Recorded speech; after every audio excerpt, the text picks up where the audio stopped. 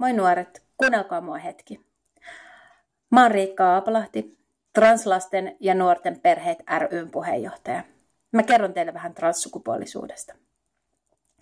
Transsukupuolinen on ihminen, joka on synnytyslaitoksella määritelty väärin. Eli kun kätilö on silloin sanonut, että hei, onneksi olkoon, olette saaneet pienen poikavauvan, niin oikeasti se perhe onkin saanut pienen tyttövauvan. Sillä sukupuolta ei voi määrittää katsomalla kenenkään housuihin. Sitä ei voi määrittää edes geeneistä. Se voi määrittää ainoastaan oikeasti ihminen itse. Se on aivoissa.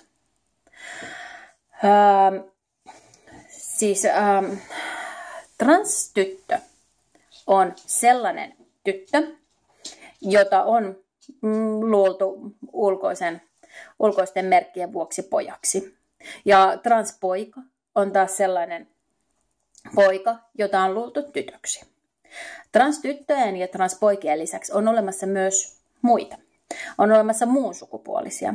Muunsukupuoliset ei taas ole osittain tyttöjä ja osittain poikia, vaan he ovat ihan oma sukupuolensa. Muunsukupuolisten eli muusujen ja transsukupuolisten lisäksi on olemassa myös sukupuolettomia ihmisiä, jotka eivät tunne kuuluvansa mihinkään sukupuoleen. Ja sitäkin pitää kunnioittaa. Se ei ole keneltäkään pois, jos me annetaan ihmisten olla sitä sukupuolta, mitä he oikeasti ovat. Mutta jos me emme anna, se on oikeasti pois. Transsukupuolisuuteen kuuluu yhtenä osana oman kehon vihaaminen. Sitä kutsutaan siis nimellä kehodysforia. Ja se saattaa olla niin vakavaa, että ihminen saattaa jopa satuttaa itseensä tai tehdä jopa itsemurhan. Mutta siihen on olemassa lääke. Ja se lääke on joko sukupuolen korjaaminen tai jos se on tarpeeksi nuori tai siis liian nuori sukupuolen korjaamiseen, niin transitio. Transitio tarkoittaa sitä, että elää siinä sukupuolessa, minkä kokee oikeasti omakseen. Eli jos sä koet olevasi tyttö, vaikka sun virallinen sukupuoli olisi mitä tahansa, niin sä voit olla tyttö ja toisinpäin. Suurin este siihen, että ihmiset ei tee sitä transitiota, vaikka niillä on kuin vaikeaa, niin on pelko siitä, miten ympäristö suhtautuu. Pelko siitä esimerkiksi, miten vanhemmat reagoi, kun kertoo sellaisen uutisen. Se, miten sä voit auttaa, on hyväksyvä ilmapiiri. Älä heitä homoläppää, älä heitä mitään transsukupuolisia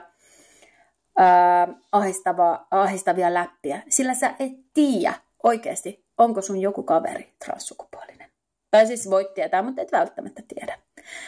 Transsukupuolisia on tosi paljon, mitä 0,5% väestöstä, mikä tarkoittaa, että vaikka 400 oppilaan koulussa on keskimäärin 2 transsukupuolista. On hyvin mahdollista, että sä tunnet. Tai aika todennäköistäkin. Jos sä tunnet paljon porukkaa, niin sä varmasti tunnet jonkun, jonka sukupuolikokemus on valtavirrasta poikkeava.